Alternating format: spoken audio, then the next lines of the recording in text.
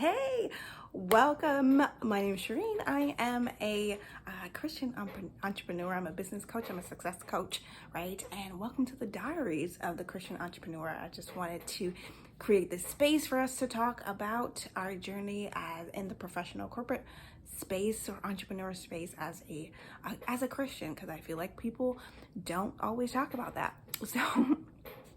So one of the questions that I feel like I get a lot, not just mainly from Christians and my friends in my circle and the clients that I have, is like knowing what is the right path for you. As a Christian, of course, you want to go down the right path. You want to be able to discern what is for you and what is not for you. I've had that question a million times, and I know other people have that question because I don't want to be, I know I'm not in control. And even though sometimes I like to feel like I am in control, but I just want to do the right thing, right? I just want to do the right thing. I just want to serve, and I want to do what I know I was made to do. And I just don't want to go down the wrong path, right? I know you can equate to this. Like, I just don't want to go down the wrong path. I want to do what you have for me to do, right? I just want to get it right, right? So how do you discern, right? Discernment, it's a big deal. How do I go down the right path, what is made for me, and make the decisions that are right for me, right? So we're just going to go through four ways of getting discernment, right? Number one, it aligns with scripture, right? It aligns with scripture. God is never going to tell you to do something when you're making decisions that goes against what's in the Bible, right? He is going to, it's going to align with what he already says to be true. So he's never going to go tell you to rob a bank to pay your bills, right? No, right?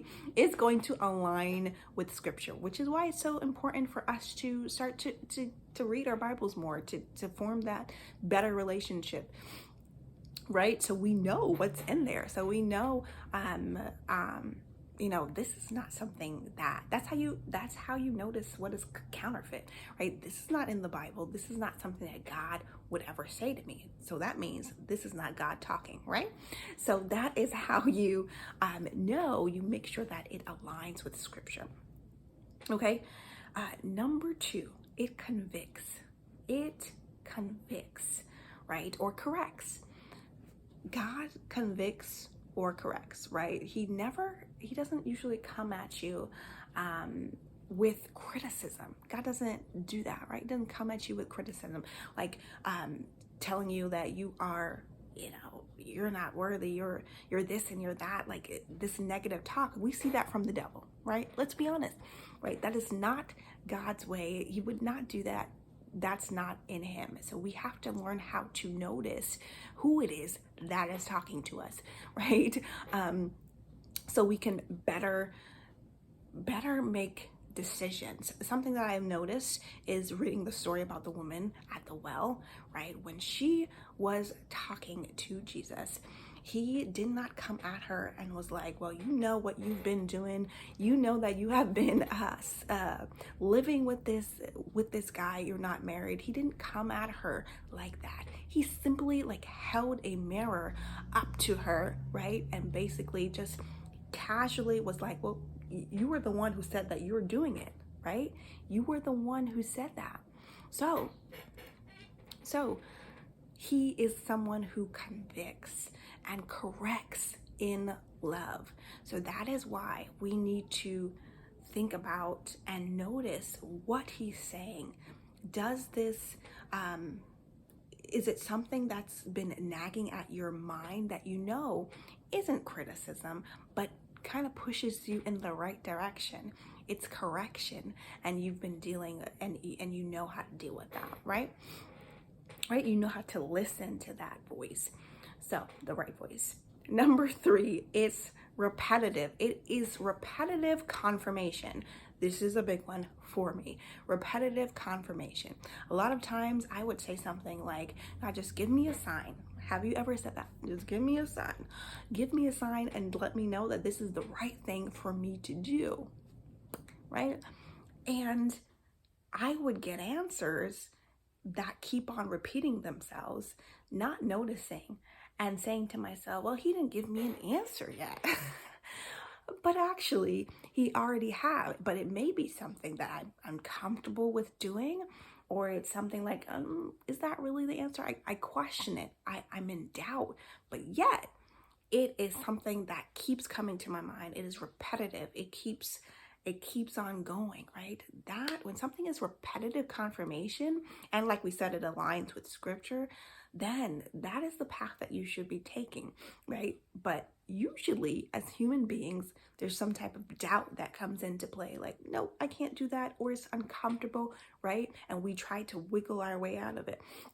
But when you notice that it's repetitive, that this is the thing that you're supposed to be doing. For me, I always tell this story that for me, it is repetitive confirmation that I am supposed to be a speaker. That is just part of my purpose, part of something that I know that I have to do.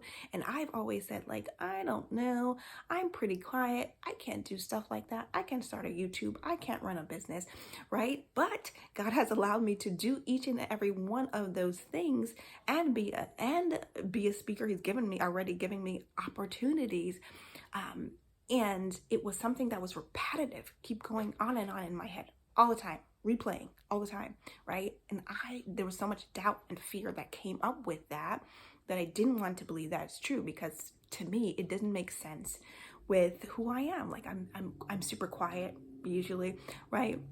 It didn't make sense with who I am, but God has all the evidence in front of him. He knows what you're supposed to be doing, right? And he has created you for this purpose. So if it's repetitive and it keeps going on in your head and it aligns with scripture, right? It's all those things that we said previously, then this is the path that you should be taking.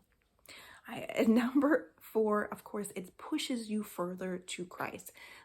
He's never going to tell you to do something again that takes you away from him. Like, definitely not. So if you are in your head trying to figure out if you should pursue a relationship, right? If you should pursue this new relationship with a business partner or with or dating, right?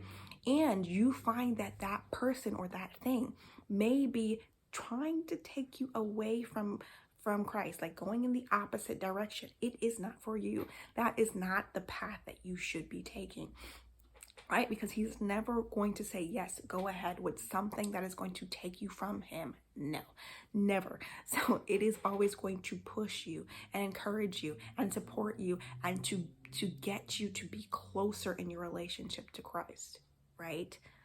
Right? So those are 4 tools, ways that we can have discernment, right, in our decision making, right? So we can start to recognize our path and do the right things, do the things that God has for us in life. All right. Have a good one.